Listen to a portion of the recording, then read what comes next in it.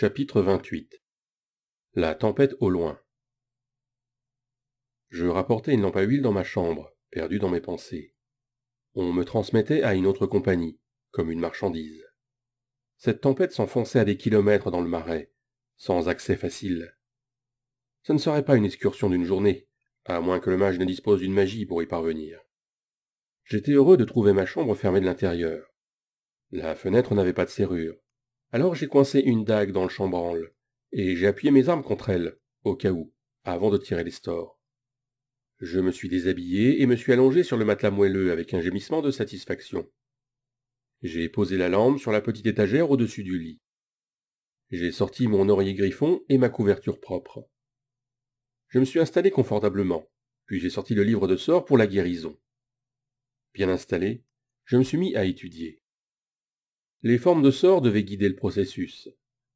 Le véritable processus reposait sur l'intention et sur la manière dont je souhaitais que mon affinité soit gravée de manière permanente. L'essentiel était de ne pas utiliser la mauvaise forme de sort. Une fois gravée, elle était irréversible et je devrais vivre avec. J'étudiais le livre attentivement, perdant la notion du temps. Je me suis réveillé en sursaut. Delmar frappait à ma porte, me disant qu'il fallait que je me bouge. J'avais étudié tard dans la nuit et je n'avais pas beaucoup dormi. J'ai tout rangé dans mon espace et j'ai déverrouillé la porte. Delmar, impatient, attendait. « Viens, Eric, je vais t'escorter jusqu'à la salle de la Légion. » Il regarda autour de lui. « Tu n'as pas fait ton sac hier soir ?» On m'a dit que ce n'était qu'une excursion d'une journée. Et je dis sur la défensive, même si je savais que ce ne serait pas le cas. « Couille de dragon !» dit-il en entrant dans la petite pièce et en commençant à préparer mes bagages. Il prépara mon sac avec le nécessaire et dit « Prends 3 jours de ration de base à la salle de la Légion. Assure-toi qu'elle soit toute emballée et scellée dans une feuille de cire. La dernière chose que tu veux, c'est tomber malade là-bas, dans le marais.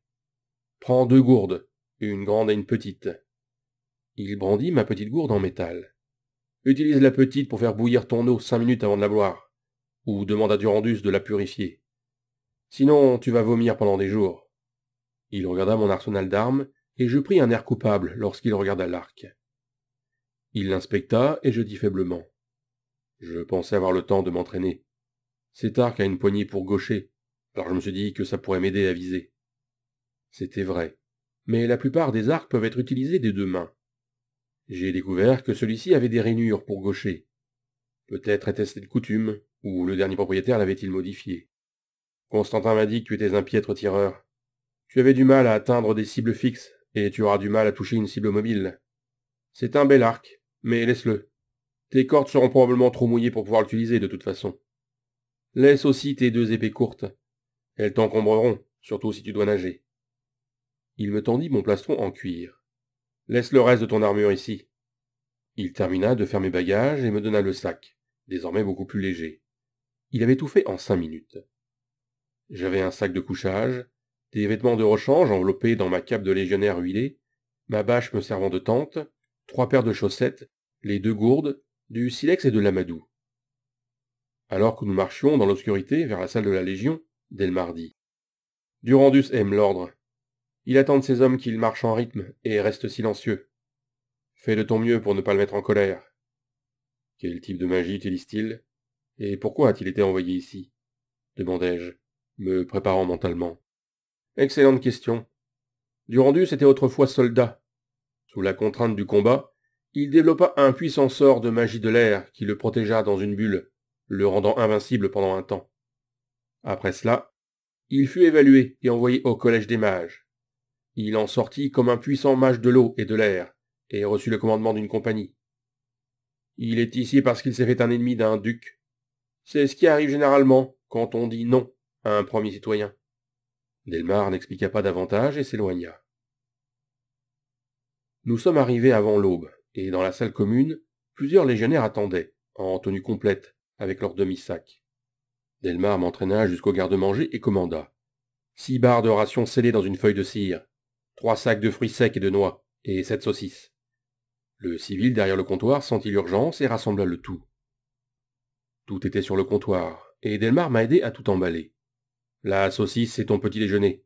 Les sacs de fruits et de noix, mange-les entre les repas, pour te donner de l'énergie. Et Eric, essaye de revenir en vie. Remplacer un bon porteur prend des mois, a-t-il plaisanté en souriant et en me tapant sur l'épaule. Je sortis dans la salle commune et trouvai les 4 lieutenants de Durandus en train de rassembler tout le monde pour la marche. Delmar ne plaisantait pas en disant que nous marcherions en rang et en silence. Je réalisais à quel point j'avais été gâté en intégrant la compagnie de Castille. Notre compagnie ressemblait davantage à une famille, alors que celle-ci semblait plus formelle.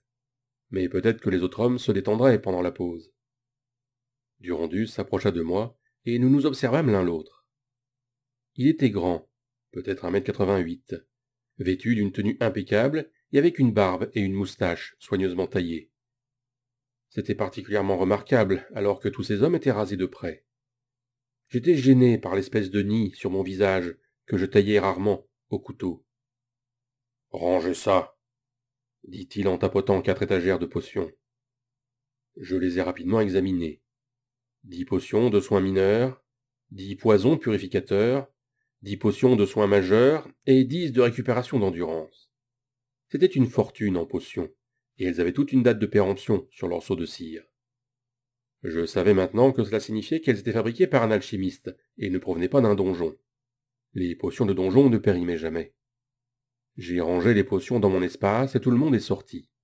Ils m'attendaient, sans doute. En commençant à avancer, j'ai grignoté la saucisse. La première chose que j'ai remarquée, c'est que cette compagnie comptait 40 hommes. Je pensais qu'un détachement de mages de la Légion du Lion en comptait environ 23 au départ. Cela me semblait une grande compagnie. J'ai inspecté sa composition. 10 archers, 10 hommes avec des pavois, 10 hommes avec des boucliers ronds et des épées, et 10 hommes avec des lances. Chacun portait une lame courte. On m'a fait marcher à l'arrière de la formation pour ne pas perturber leur organisation bien rodée. Durandus marchait en tête et donnait le rythme. J'étais en quelque sorte à la queue de la formation, et je me demandais pourquoi Durandus n'avait pas envoyé d'éclaireur. Cela devint évident 3 heures après le début de notre marche. Le mage ordonna au mur de bouclier d'avancer, et aux lanciers de se tenir prêts.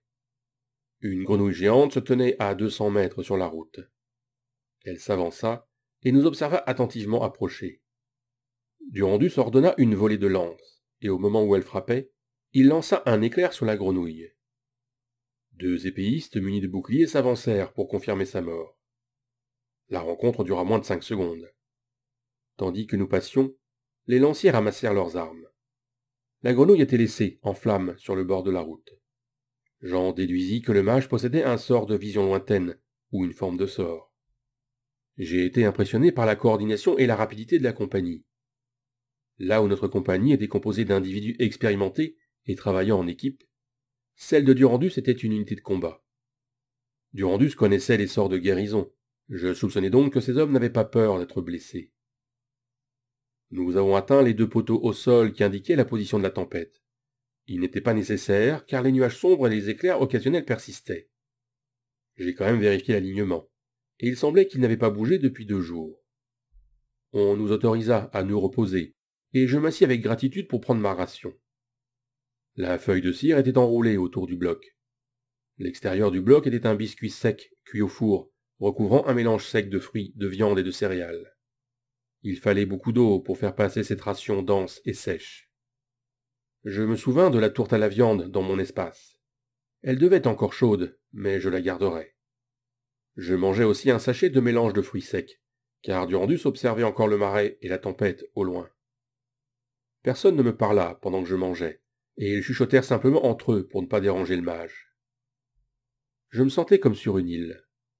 J'étais juste le gars de plus dont ils avaient besoin pour porter leur bagage. Soudain, Durandus prit une décision. Il laisserait 6 hommes sur la route pour surveiller le matériel.